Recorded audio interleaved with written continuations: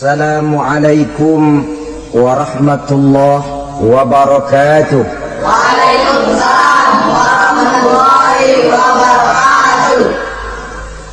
Alhamdulillah wassalatu wassalamu ala sayyidina Rasulillah sayyidina wa maulana Muhammad ibn Abdullah wa ala alihi wa sahbihi wa mawala. La haula wa la quwwata illa billah, amma ba'du. Bapak-bapak, ibu-ibu, saudara-saudara kaum muslimin rahimakumullah. Di dalam kehidupan kita sebagai seorang muslim, minimal 5 kali dalam sehari semalam kita mendengar seruan untuk mendirikan solat yang disebut azan. Ada kalimat menarik di dalam kalimat azan itu, yakni seruan hayya 'alal falah, marilah menuju kepada keberuntungan, marilah meraih kemenangan. Seruan ini adalah kecenderungan dari setiap manusia, apapun warna kulitnya. Artinya, setiap orang dalam hidup selalu ingin meraih dan mencari kemenangan. Kemenangan akan melahirkan kepuasan batin, dan kepuasan batin memberikan kebahagiaan. Sedangkan kekalahan melahirkan penderitaan batin, dan penderitaan batin menjerumuskan seseorang di dalam berbagai bentuk kerugian. Jikalau inilah seruan azan, maka masalahnya ialah apa yang menyebabkan kita meraih kemenangan. Al-Quranul Karim memberikan tuntunan dan ajaran kepada kita bahwa orang-orang yang memperoleh kemenangan itu tidak lain adalah orang-orang yang bertakwa. Hanyalah mereka yang bertakwa kepada Allah Subhanahu wa ta'ala pada akhirnya akan tampil sebagai pemenang. Lalu siapa orang yang bertakwa itu? Dijelaskan dalam awal-awal Al-Baqarah, orang yang bertakwa yang akan meraih kemenangan. Pertama, allazina yu'minuna bil ghaib, yaitu orang-orang yang beriman kepada yang gaib. Percaya bahwa ada alam yang gaib, alam yang abstrak, alam yang tidak bisa dijangkau oleh salah satu daripada panca indera kita. Mereka percaya dan beriman kepada adanya malaikat, beriman kepada adanya iblis dan jin, beriman kepada adanya alam kubur, beriman kepada adanya alam mahsyar, beriman kepada adanya alam akhirat, beriman kepada adanya surga dan neraka. Beriman bukan cuma sekedar beriman dalam ucapan bibir saja, tetapi beriman yang nilai iman itu mampu mewarnai gerak dan gaya hidupnya. Iman yang meresap sampai ke tulang sumsum, kemudian memberikan dampak positif di dalam kehidupan manusia. Alam, kita tahu, adalah sesuatu yang selain Allah, dan Allah bukanlah alam. Apapun namanya selain daripada Allah, itu adalah alam. Alam pada hakikatnya terbagi menjadi dua. Ada alam syahadah, alam nyata, alam konkret, alam yang bisa dijangkau oleh salah satu indera kita. Kemudian ada alam ghaib, alam yang tidak bisa dijangkau oleh panca indera kita, alam metafisika, alam abstrak, alam yang wajib kita imani keberadaannya. Kita percaya bahwa malaikat itu ada. Kita percaya kepada jin, bahwa jin itu ada. Kita percaya kepada adanya iblis dan setan. Bukan percaya kepada iblis dan setannya, percaya bahwa iblis dan setan itu ada. Itu termasuk salah satu daripada sifat orang yang bertakwa kepada Allah. Saudara-saudara kaum muslimin rahimakumullah, kecenderungan pembangunan yang lebih bersifat materialistis biasanya menggeser aspek kehidupan rohani. orang berpikir empiri, dan dalam pola pikir yang demikian, maka alam gaib tidak lagi mendapat perhatian. Aspek kehidupan yang bersifat rohaniah malah mulai ditinggalkan. Akibatnya terjadilah kepincangan di dalam kehidupan kita. Pernah ada satu pengalaman pribadi. Dalam perjalanan kembali ke tanah air, dalam pesawat di sebelah kanan saya duduklah seorang Jerman namanya Heiner Simonsen. Iseng saya ajak kenalan, saya ajak ngobrol, saya tanya dia. Saya bilang, Mas Heiner ini, kalau pesawat yang kita tumpangi ini jatuh ke bawah, kira-kira apa yang bakal terjadi, Mas? Dia bilang, kita semua akan mati. Begitu? Iya. Oke. Apa itu mati? Tanya saya. Dia bilang, untuk tahu apa itu mati, kita harus tahu lebih dahulu apa itu hidup. Saya pikir nih bule bisa ngomong juga. Baiklah kata saya. Apa hidup menurut Anda itu? Oh, hidup itu dia bilang, kalau seluruh anggota badan kita bekerja secara normal, paru-paru memompa darah secara normal, jantung berdetak secara normal, sel-sel tubuh bekerja secara fit, dan organisme tubuh hanya mau bekerja secara normal, dia bilang, kalau kita memberi makan yang cukup, menu yang teratur, dan gizi yang lengkap. Saya bilang, kesimpulannya apa, Ner? Dia jawab, hidup adalah dari tangan ke mulut. Life is from the hand to the mouth, kata dia. Hidup adalah dari tangan ke mulut. Jadi masalah hidup tidak lebih daripada masalah isi perut. Orang pergi pagi, pulang sore, peras keringat, banting tulang, perut yang dibelain. Saya bilang, you are wrong. Sampean salah, Ner. Kamu orang Islam bukan? Bukan. Pantas. Kenapa saya salah? Dia bilang, ya jelas salah. Salahnya di mana? Kamu ini manusia. Kalau hidup cuma dari tangan ke mulut, saya bilang, kambing di kampung saya juga begitu pikirannya, Ner. Itu kambing di kampung saya, asal perutnya kenyang, sudah hidup dia. Perkara besok bagaimana, lusa prospeknya macam mana, bulan depan ada apa, kambing nggak pernah mikir. Di kampung saya kambing juga pikirannya begitu. Kamu Kristen ya? Tadinya. Loh kok tadinya, lalu apa sekarang kamu ini? Dia bilang, sekarang saya netral.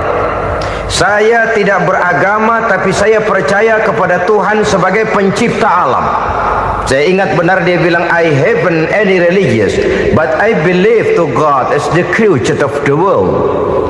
Kenapa bisa netral begitu, Ner? Habis saya bingung katanya. Islam bilang Islam baik, Kristen bilang Kristen baik, Hindu Buddha bilang Hindu Buddha baik, semua agama baik. Saya netral sekalian, nggak beragama. Yang penting saya percaya kepada Tuhan.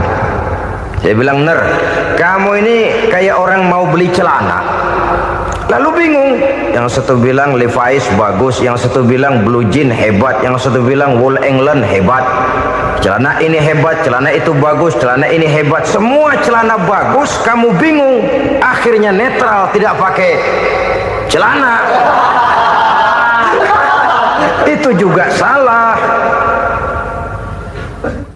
Saya pikir-pikir, kemudian saya melihat bahwa dua pola berpikir Heiner ini nampaknya sudah mulai menggejala di lingkungan masyarakat bangsa kita. Disadari atau tidak, secara jujur kita harus berkata, dua pola pemikiran Heiner ini mulai berkembang di tengah masyarakat bangsa kita. Pertama, pola pikir materialisme. Hidup adalah dari tangan ke mulut. Masalah hidup tidak lebih masalah isi perut. Itu yang perlu dibela, dan disitulah arti kehidupan. Pergi pagi pulang sore, peras keringat banting tulang untuk mempertahankan perut. Kalau sudah kemari cara orang berpikir, maka buat apa percaya kepada yang gaib? Untuk apa sholat? Untuk apa puasa? Untuk apa zakat? Untuk apa menghadiri majelis taklim? Tanpa kepercayaan kepada yang gaib, hidup berjalan menurut alur empiris dan materialis. Kalau sudah ke sana cara orang berpikir, biasanya orang lalu cenderung menghalalkan segala cara. Hanyalah orang yang percaya bahwa akhirat ada, hanyalah orang yang percaya bahwa alam kubur itu ada, hanyalah orang yang percaya bahwa malaikat itu ada, hidupnya akan lebih terarah dan terkendali. Karena kepercayaan kepada yang gaib, yang merupakan fase daripada kehidupan setelah hidup yang sekarang ini, mewarnai gerak pribadi seseorang di dalam dia melakukan kegiatan hidupnya. Pola berpikir materialisme, disadari atau tidak, mulai menggejala di lingkungan masyarakat bangsa kita. Hidup tidak lebih dari urusan tangan ke mulut, mulut ke tangan, tangan ke mulut. Asal perut sudah kenyang, hiduplah sudah. Perkara bagaimana prospek hari yang akan datang, bagaimana akhirat, tidak jadi persoalan. Ini yang oleh Nabi diperingatkan, ad-dunya sijnul mu'min wa jannatul kafir. Dunia adalah penjara bagi orang beriman dan surga bagi orang kafir.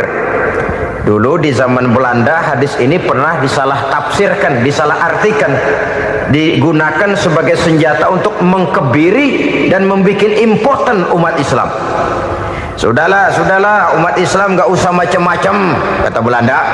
Dunia ini kan penjara buat orang Islam, surga buat orang kafir. Di penjara jangan bertingkah.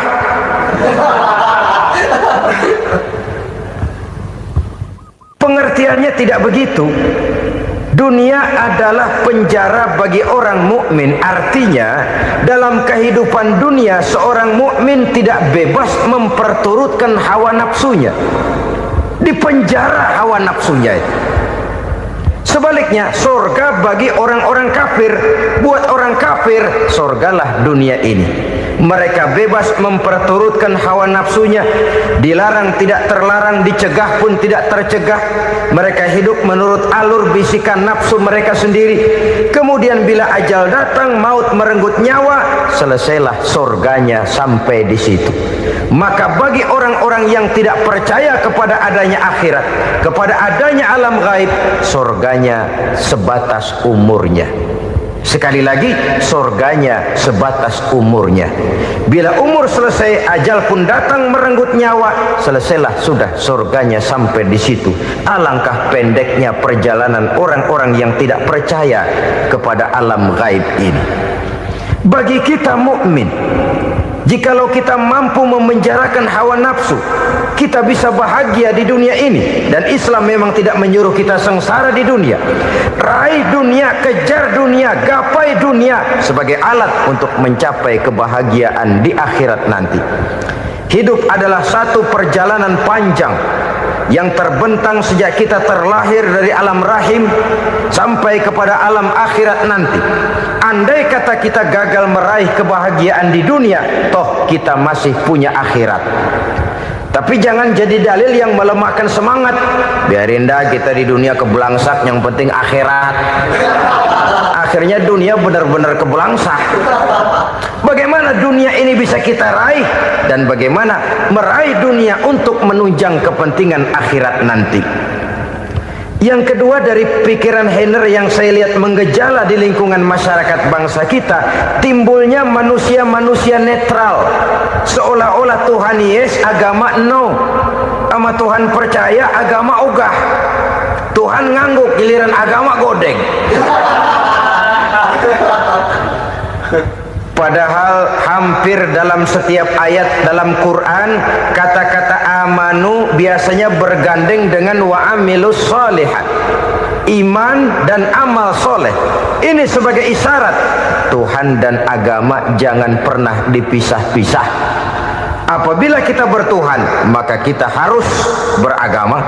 Apabila kita beragama, maka agama itu harus bersumberkan dari Tuhan yang kita imani itu. Tidak mungkin kita pisah Tuhan yes, agama no. Sama Tuhan percaya tapi agama bikin sendiri. Sembayangnya cukup bengong 2 jam madep ngulon.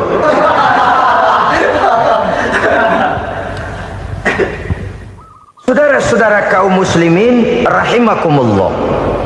Jadi dengan demikian, agama yang kita akui merupakan unsur mutlak di dalam pembangunan sekarang ini, merupakan bagian dari kehidupan yang menuntun kita bahwa di balik alam nyata ini, di balik alam syahadah ini ada alam gaib. Dan mudabbir, murabbi, yang mengatur, yang menguasai, yang memelihara baik dia alam nyata, baik dia alam gaib, tidak lain adalah Allah Subhanahu wa ta'ala. Di sana ada satu super power, satu maha kekuatan yang kita perlu bersandar kepadanya. Sebagai makhluk nyata yang hidup di alam nyata, berbuatlah secara nyata sebagaimana harusnya kita berbuat. Karena Islam jelas bukan agamanya orang pemalas. Islam jelas bukan agamanya orang yang mengajarkan setelah selesai sholat boleh duduk, nggelenggem ayam-ayam, ndelohom, menghitung bintang di langit sambil menunggu keajaiban. Tidak. Islam adalah agama yang mengajarkan apabila sholat sudah selesai kamu kerjakan, bertebaranlah di permukaan bumi, cari karunia Tuhanmu. Jangan hidup berpangku tangan menunggu keajaiban. Karena hidup bukan undian. Jangan berharap untung besar tanpa mau peras keringat.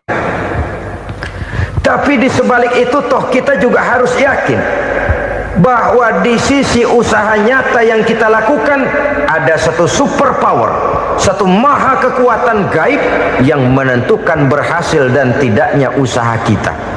Kepercayaan kepada hal semacam inilah yang mendorong kita untuk mempunyai sandaran vertikal, agar jikalau usaha ini berhasil kita tidak lupa diri dan lupa daratan. Jikalau usaha ini gagal kita tidak putus asa dan buruk sangka, tidak cupik pandangan dan sempit hati, tapi mampu melihat persoalan dengan kacamata putih sambil husnuzon kepada Allah Subhanahu wa ta'ala.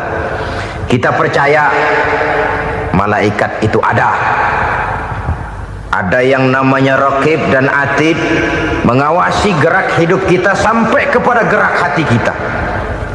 Ini memberikan sugesti agar kita berhati-hati, tidak sejengkal tanah pun kita bisa berlindung dari pengawasan raqib dan atid. Ada munkar nakir yang akan menyoal kita di alam kubur.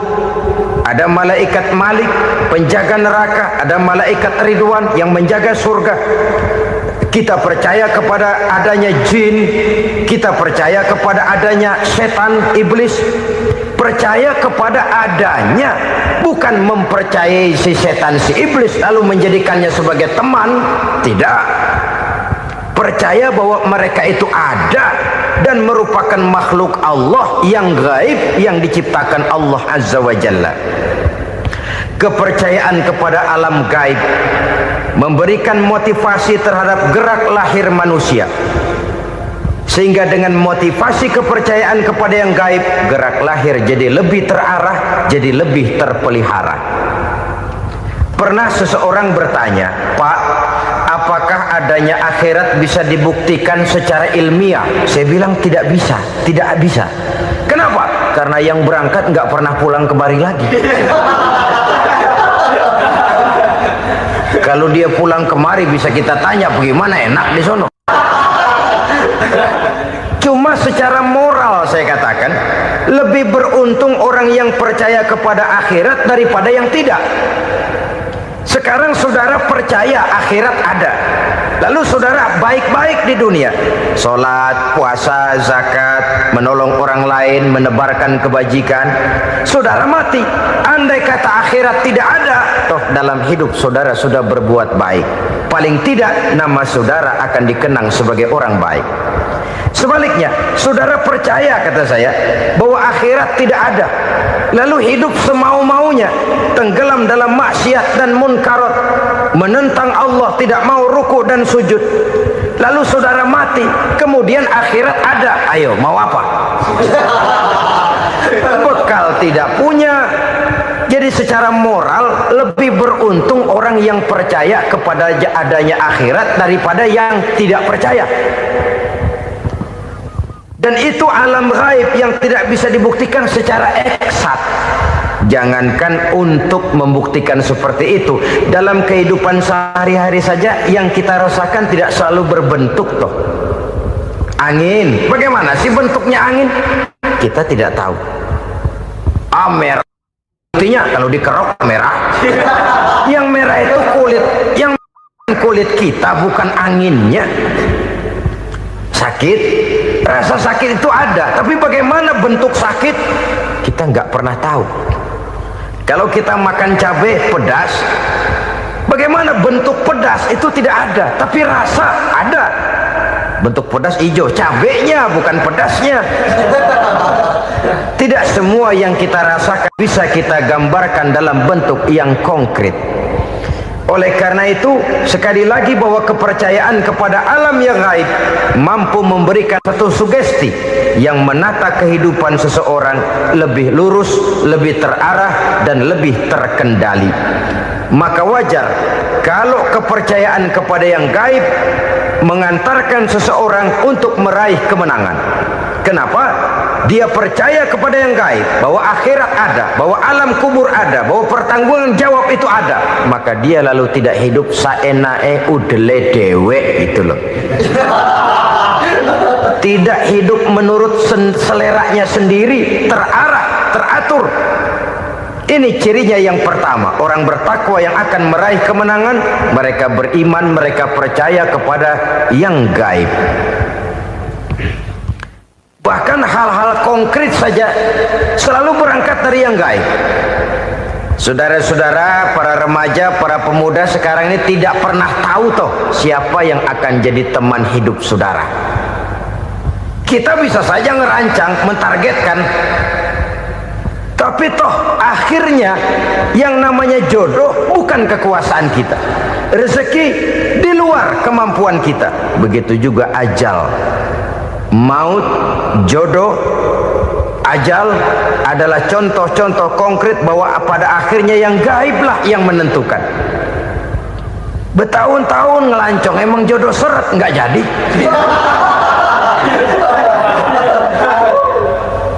Begitu kenal baru setengah malam nginep ditangkap hansip kan. Hal-hal semacam itu kadang-kadang kita berpikir suuzon, gilet, perempuannya cakep banget, lakinya rebek amat. Memang begitulah jodohnya. Memang begitulah jodohnya. Saudara hadirin ma'asyiral muslimin yang saya hormati, jadi hal-hal yang konkret saja kita yakini sepenuhnya ditentukan oleh satu superpower yang gaib itu tadi. Dari sanalah segala ketentuan itu berangkat dan kesanalah segalanya akan kembali. Maka kepercayaan kepada yang gaib meluruskan gerak hidup seseorang dan itu akan mengantarkan dia kepada meraih kemenangan. Satu. Yang kedua, wa yuqimuna shalah. Orang bertakwa yang akan meraih kemenangan itu adalah orang-orang yang mendirikan sholat. Kenapa sholat mengantarkan orang untuk meraih kemenangan? Yang jelas, inna sholata tanha anil fahsya'i wal munkar. Sholat mampu mencegah manusia dari perbuatan keji dan munkar.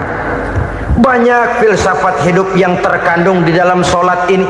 Sejak kita wudhu sampai kita menghadap ke arah kiblat, sampai kita melakukan gerak-gerak sholat, bacaan-bacaan yang ada di dalam sholat, lalu sampai kepada mengucapkan salam.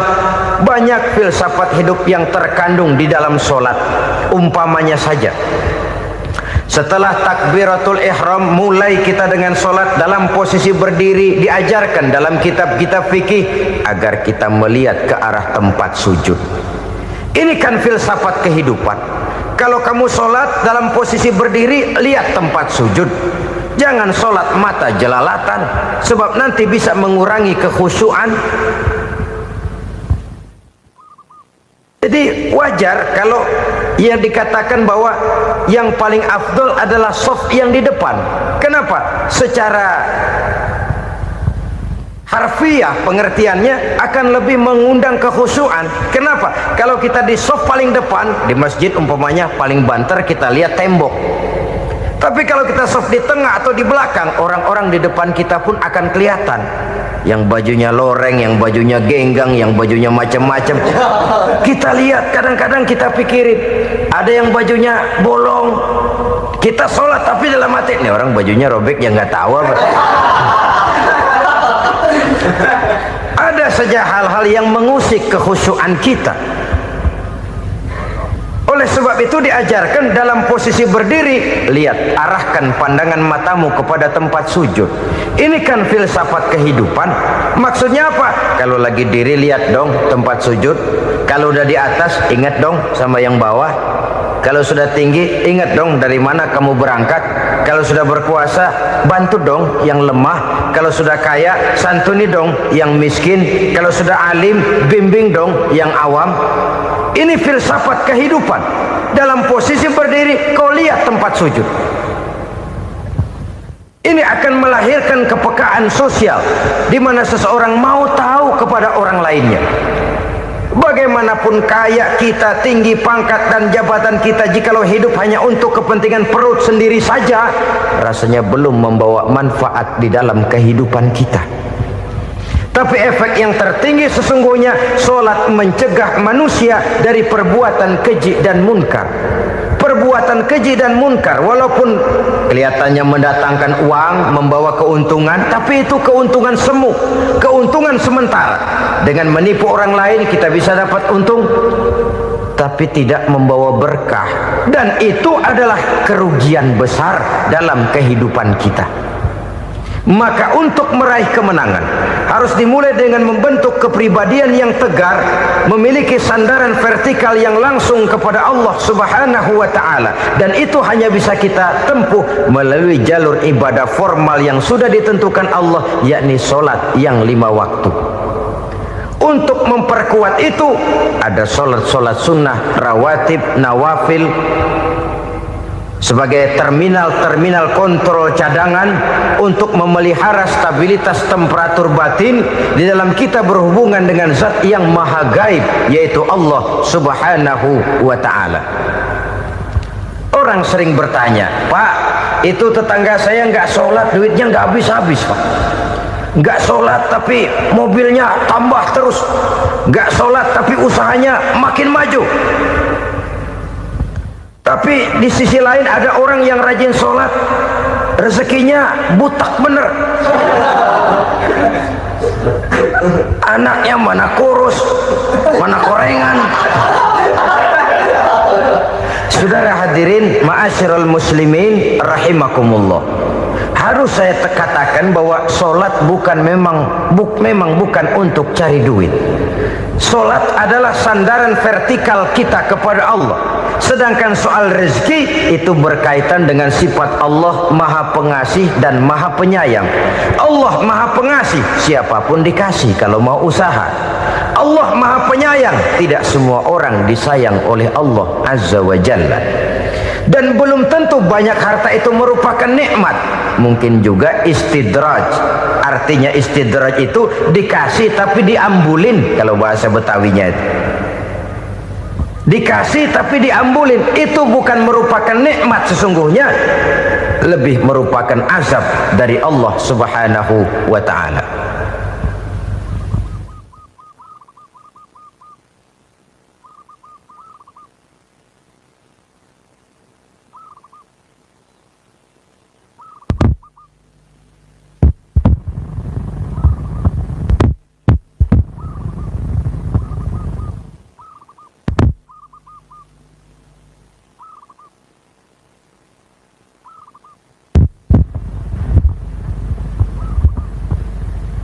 Agama mempunyai sistem solat, dan kita umat Islam telah dituntun oleh Allah Subhanahu wa ta'ala yang wajibnya 5 kali dalam sehari semalam mendirikan solat, dan itu tentu berada dalam jangkauan kemampuan manusia.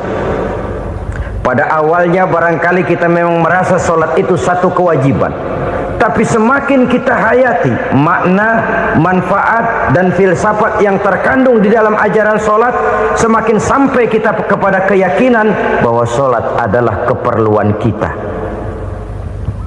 Sehingga pada waktu tertentu dinilai puncaknya, kita tidak lagi akan berkata saya wajib solat, tapi kita akan berkata saya perlu solat.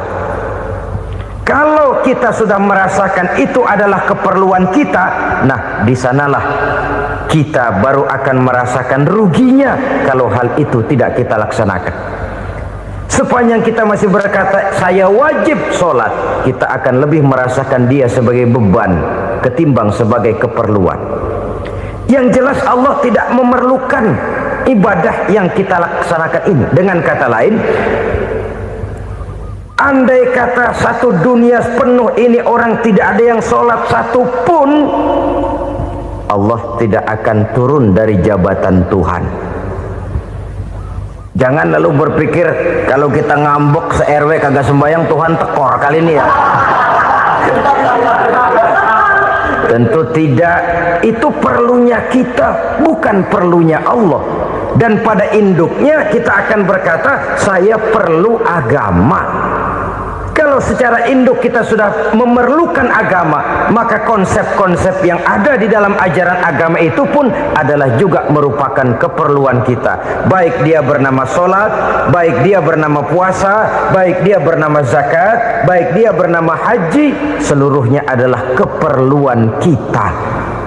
Dan sesuatu yang kita perlukan apabila tidak kita laksanakan akan melahirkan kerugian di dalam kehidupan. Jangan heran kalau kita membaca riwayat perjalanan hidup para salafus soleh, orang-orang soleh. Ada yang tahajud sampai 100 rakaat, ada yang sholat malam kakinya sampai bengkak. Kita sekalinya bengkak biri-biri. Ada yang sholat membaca surah dalam Al-Quran sampai khotam Quran. Kok mau? Mereka sudah merasakan itu keperluan. Itu saja soalnya.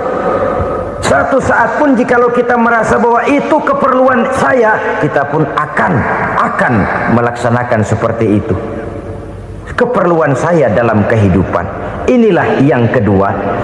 Yang ketiga, orang bertakwa yang akan meraih kemenangan itu wa mimma razaqnahum yunfikun. Mereka membelanjakan sebagian daripada rezeki yang diberikan Allah kepada mereka. Mereka infakkan di jalan Allah. Ada satu dialog menarik. Satu hari seorang anak muda bertemu dengan seorang kakek-kakek yang sudah dikenalnya baik. Bertanyalah anak muda ini, "Kek, umur kakek berapa tahun?" 15 tahun, kata si kakek. "Anak kakek berapa orang?" 1. "Harta kakek berapa banyak?" 15 juta. Si anak muda ini bengong, lalu protes, "Kok kakek bohongin saya?" "Kenapa?" "Saya tahu umur kakek 70 tahun. Kenapa ngaku 15? Saya tahu anak kakek 5. Kenapa bilang 1? Saya tahu kakek miliuner, miliaran uang kakek. Kenapa ngaku cuma 15 juta? Begini, kata si kakek tadi. Benar, umur saya 70 tahun. Tapi dari umur yang 70 tahun itu baru 15 tahun terakhir ini saya merasakan ibadah kepada Allah. Meninggalkan maksiat, jauh dari segala macam munkarat. Maka yang 15 tahun inilah yang benar-benar saya rasakan sebagai umur saya. Benar anak saya 5, tapi yang 4 susah diatur. Cuman 1 rasanya nih yang bakal jadi si buah hati belahan jantung berlanjut cerita penerus sejarah. Cuma 1 ini yang saya harapkan, yang akan jadi anak soleh, yang akan membuat saya menerima pensiunan pahala. Kalau yang 4 apek dah, nggak ada harapan. Yang 1 nyekek botol melulu. Oh begitu. Iya. Lalu kenapa kakek bilang harta kakek cuma 15 juta padahal saya tahu kakek uangnya miliaran, depositonya banyak? Ya karena 15 juta itulah yang saya ingat yang pernah saya belanjakan di jalan Allah. Saya merasa itulah harta saya yang sebenarnya. Yang miliaran yang saya simpan di bank kelak kalau satu saat saya mati akan jadi rebutan di antara anak-anak saya. Iya kalau anak saya soleh kayak yang satu ini. Kalau yang 4 tadi udah tulen dia bakal berantem dah berebut tuh. Jadi 15 juta yang saya belanjakan di jalan Allah inilah yang saya merasakan benar-benar harta saya yang sesungguhnya. Dialog ini patut menjadi bahan renungan kita bersama. Diberikan kita umur 40, 50, 60, 70, 80. Berapa tahun dari umur yang diberikan itu yang jalan mulus, yang kita gunakan untuk melaksanakan ibadah? Banyak harta kita simpan di bank, di lemari, di dompet, di tas. Tapi berapa yang sudah kita depositokan di jalan Allah yang akan menemani kita di hari kita kembali nanti? Maka orang bertakwa yang akan meraih kemenangan, wa mimma razaqnahum yunfikun, mereka membelanjakan sebagian dari rezeki yang diberikan Allah di jalan Allah Subhanahu wa ta'ala. Ma'asyiral muslimin rahimakumullah. Zahirnya memang kita memberikan kepada orang lain, tapi hakikatnya kita menyimpan untuk diri kita sendiri. Kita memberikan kepada yatim piatu 25.000. Zahirnya kita memberikan si yatim, hakikatnya kan kita cuma nyimpan. Saya berikan titip kepadamu, ini untuk saya di akhirat. Kau boleh belikan baju, kau boleh belikan untukmu makan, kau boleh bayarkan sekolahmu. Ini untuk saya. Hakikatnya kita nyumbang masjid 1 juta, zahirnya kita berikan kepada panitia masjid, tapi hakikatnya kan cuma titip 1 juta ya untuk saya di alam kubur nanti. Silahkan kau boleh belikan semen, ini uang, belikan besi, belikan pasir. Saya cuma sekedar titip untuk kepentingan saya. Hakikatnya kita cuma sekedar menitip. Sebagaimanapun pada hakikatnya, apapun yang kita miliki dalam kehidupan kan cuma sekedar hak guna pakai, bukan hak milik mutlak. Harta kita, rumah kita, kendaraan kita, kebun kita, pabrik kita, hak guna pakai saja. Hak milik mutlak cuma untuk Allah Subhanahu wa ta'ala. Saudara-saudara kaum muslimin rahimakumullah. Ini yang ketiga. Kemudian yang keempat, orang-orang bertakwa yang akan meraih kemenangan, allazina yu'minuna bima unzila ilaika. Mereka yang beriman, mereka yang percaya kepada apa yang telah diturunkan kepadamu Muhammad, ay Al-Quran, yakni Al-Quranul Karim. Setelah percaya kepada yang gaib, mendirikan solat, kemudian menginfakkan sebagian dari rezeki yang diberikan Allah, mereka juga lalu percaya kepada yang diturunkan terhadap Nabi, yaitu tidak lain Al-Quranul Karim. Sekali lagi di sini, percaya bukan hanya sekedar percaya saja, tetapi percaya lalu menjadikan Al-Quran itu sebagai pedoman hidup. Sebab memang Al-Quran itu adalah GBHM, garis-garis besar haluan muslim. Apa yang harus kita lakukan, apa yang harus tidak kita lakukan, bagaimana mestinya kita bertingkah laku dan berbuat, seluruhnya tercantum di dalam Al-Quranul Karim. Itu sebabnya ketika satu hari Aisyah ditanya bagaimana akhlak Rasul, beliau menjawab, kana Rasulullah sallallahu alaihi wasallam khuluquhul Quran. Akhlak daripada Rasulullah tidak lain adalah Al-Quran. Jawaban simpel ini memberikan gambaran bahwa keseluruhan daripada konsepsi Quran sudah diterjemahkan dalam kehidupan Rasulullah sallallahu alaihi wasallam. Karena kita tahu akhlak adalah keseluruhan dari gerak hidup manusia, sejak ia berpribadi, berumah tangga, bertetangga, bermasyarakat, sampai kepada berbangsa dan bernegara. Al-Quran tetap memberikan sentuhan nilainya.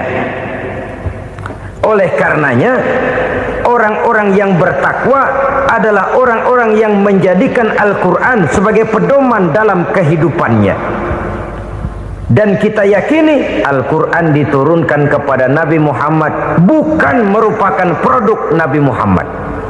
Isi dan redaksinya langsung dari Allah Subhanahu wa ta'ala.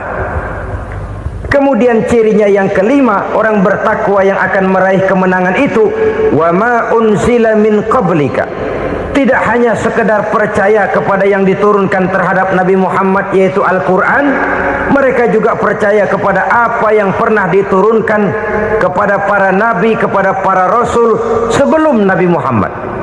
Percaya kepada adanya suhuf, percaya kepada adanya Taurat, percaya kepada adanya Injil, percaya bahwa Allah dahulunya sudah menurunkan Taurat kepada Musa, percaya bahwa Allah sudah menurunkan Injil kepada Isa, percaya Injil ada, Taurat ada, diturunkan Allah untuk Isa dan Musa, tetapi tidak wajib mengamalkannya karena kita sudah diberikan Al-Quranul Karim. Ini yang perlu saya garis bawahi. Kita percaya Allah telah menurunkan Injil dahulu kepada Isa. Kita percaya bahwa Allah telah menurunkan Taurat dahulunya kepada Nabi Musa. Kadang-kadang ini dijadikan dalih, dikacaukan pengertiannya. Quran saja mengajarkan bahwa orang yang bertakwa harus percaya kepada Injil, maka pakailah Injil. Apalagi kalau ayat sebelumnya ditilap, dihapus, dihilangkan, Injilnya yang ditekankan, maka akan terjadilah penekanan yang salah arah. Karena salah arah akhirnya bisa merusak dan menghancurkan akidah. Ketika Rasul suatu saat pernah ditanya orang, "Ya Rasul, bagaimana sikap kita sebagai muslim terhadap Injil yang ada sekarang?" Beliau menjawab, "La tukadzibuhu jami'an wa la tusaddiquhu jami'an."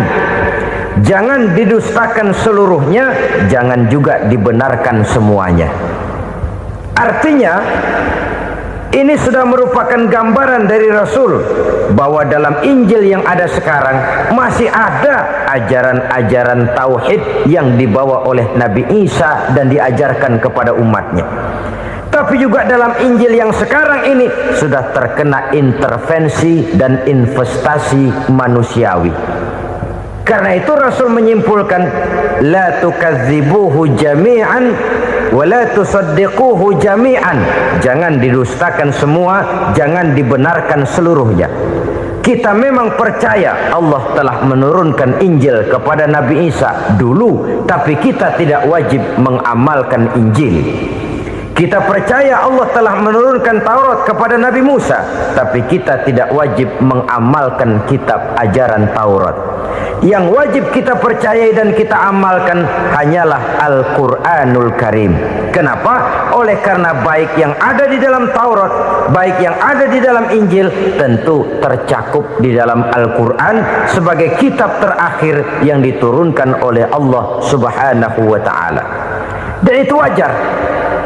Kalau seorang pejabat mau mengeluarkan satu keputusan baru, tentu dia harus meninjau keputusan-keputusan lama. Andai kata dianggap tidak berlaku, dianggap tidak relevan lagi, maka keputusan-keputusan lama itu tentu sudah dianggap tidak berlaku. Sebagian daripada aturan-aturan dalam keputusan lama yang masih dianggap relevan tercantum dalam keputusan baru yang wajib diamalkan. Begitulah hubungannya antara Al-Quran, Taurat, Zabur, dan Injil. 4 kitab samawi yang diturunkan Allah masing-masing kepada Zabur untuk Nabi Daud, Taurat untuk Nabi Musa, dan Injil untuk Nabi Isa alaihi wassalatu wassalam. Ketiga-tiga kitab itu kita percayai adanya. Kita yakini Allah telah menurunkan Zabur, Taurat, dan Injil. Tapi kita tidak wajib mengamalkannya. Yang wajib kita mengamalkannya sekarang ini tidak lain hanyalah Al-Quranul Karim saja. Karena ia mencakup apa yang ada di dalam Zabur, apa yang ada di dalam Taurat, dan apa yang ada di dalam Injil. Keotentikannya bisa dipertanggungjawabkan.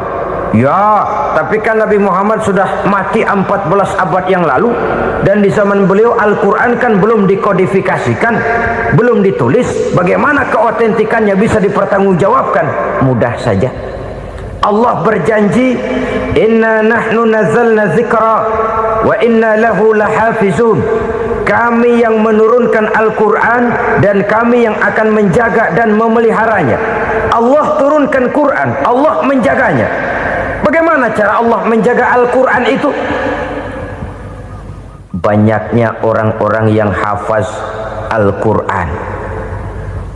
Hafaz Al-Quran 30 juz, 114 surah, 6.666 ayat. Sehingga jangankan satu kata, jangankan satu ayat, satu kalimat saja berubah, sudah akan timbul reaksi dan mudah dimengerti. Kenapa? Banyak orang-orang yang hafaz Al-Quran. Sedangkan pada setiap akhir tahun biasanya malaikat Jibril selalu mengadakan checking terhadap ayat-ayat yang diturunkan pada waktu itu. Di zaman Nabi sendiri sudah ada usaha kodifikasi. Dan yang lebih luar biasa lagi, sampai hari ini tidak seorang pun mampu membuat satu ayat saja semacam Al-Quran. Ke bahasa manapun dia diterjemahkan, naskah aslinya tetap ikut, rujukan dasarnya tetap ada. Berdasarkan itu, maka tidak mungkin terjadi penyelewengan terhadap atau pemalsuan terhadap ayat-ayat Al-Quranul Karim. Kesuciannya, keotentikannya, kemurniannya bisa dipertanggungjawabkan. Ma'asyiral muslimin rahimakumullah. Oleh karenanya, konsepsi dasar daripada ajaran Islam ini memang tidak lain adalah Al-Quran dan Sunnah. Isi daripada agama Islam yang merupakan iman, Islam dan ihsan, konsepsi dasarnya tidak lain adalah Al-Quran dan Sunnah Rasulullah Sallallahu Alaihi Wasallam. Maka yang kita perlukan sekarang ini adalah terjemahan Al-Quran di dalam kehidupan kita. Dengan demikian, maka gaya kehidupan yang lebih Qurani itulah yang kita dambakan. Kita perlu memang terjemahan Quran dalam bahasa Inggris, dalam bahasa Belanda, dalam bahasa Jepang, tapi yang lebih kita perlukan adalah terjemahan Quran di dalam kehidupan kita. Konsekuen, tidak memanipulasi, ringan sama kita jinjing, berat sama kita pikul. Jangan kalau lempengan ayat Quran tuh kira-kira enak diamalin, keras teriakan kita. Giliran kira-kira ayat Quran itu mukul kepala kita sendiri, diam kita. Itu ciri yang pernah disindir Allah dalam awal-awal Baqarah juga. Ciri beragamanya orang yang munafik. Kullama adha'a lahum masyawfih, kata Allah. Wa iza azlama alaihim qamu. Apabila terang mereka jalan, apabila gelap mereka berhenti. Artinya, kalau kira-kira di Islam nguntungin, rame-rame pada teriak Islam. Tapi ketika diminta untuk berjuang, ketika dituntut untuk berkorban, rame-rame mengundurkan diri. Nasib agama tidak ubahnya seperti daun pisang yang dikait orang di tepi jalan lantaran tak berpayung di ketika hari hujan. Manakala hujan usailah sudah, daun itu pun dicampakkan di tepi jalan, diinjak pula orang nan lalu. Artinya, orang menjadikan agama cuma sebagai lipstick, decoration only. Tidak konsekuen.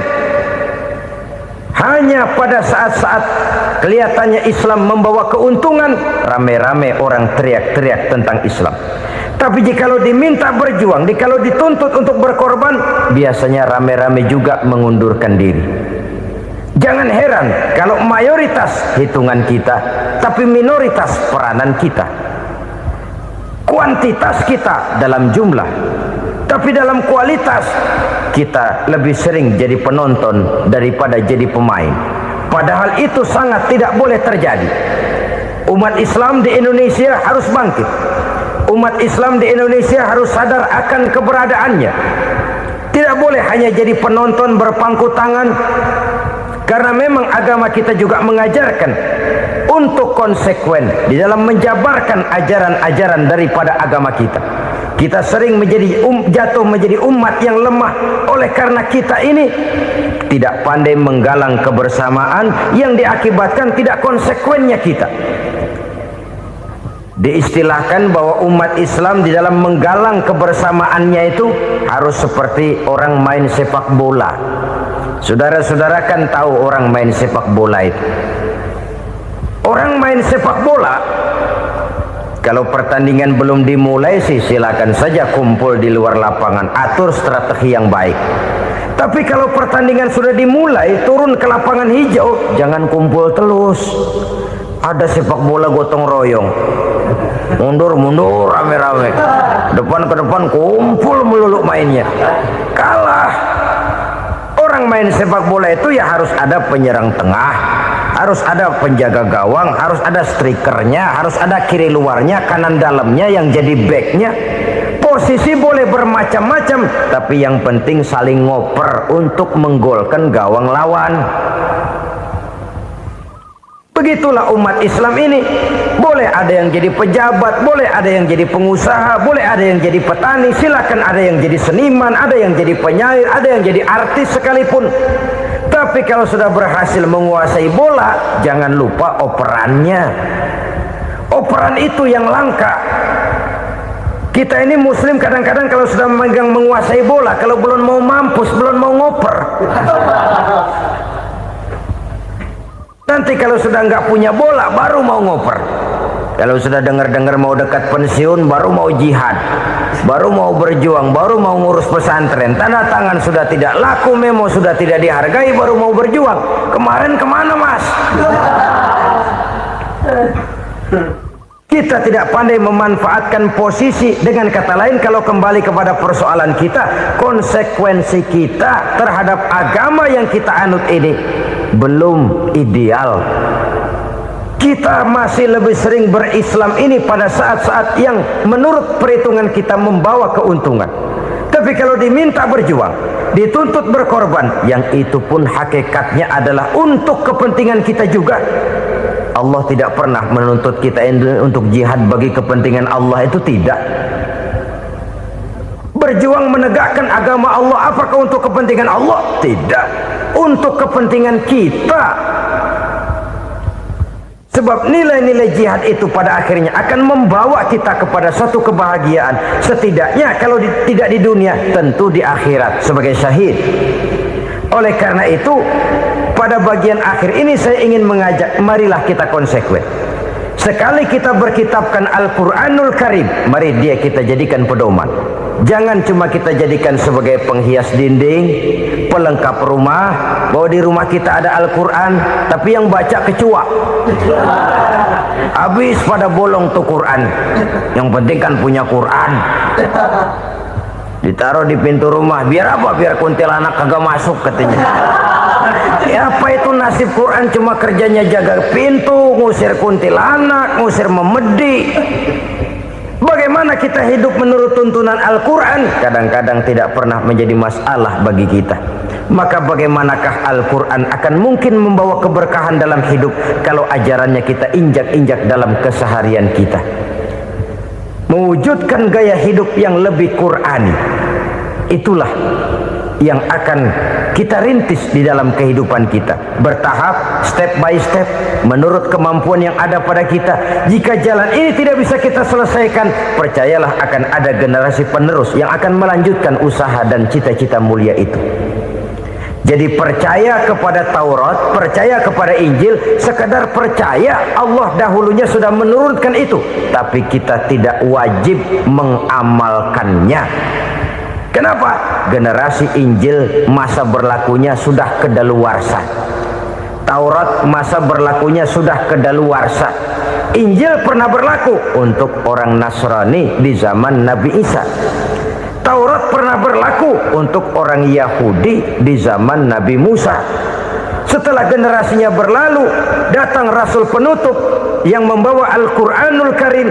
Maka Al-Quran itulah yang berlaku menjadi pedoman sampai hari akhir nanti. Jangan jauh dari Al-Quran, Karena apabila ini kita lakukan, maka kita akan kembali kepada satu gaya hidup yang jauh dari tuntunan agama, dan itu artinya kita akan semakin jauh untuk meraih kemenangan. Saudara-saudara kaum muslimin rahimakumullah.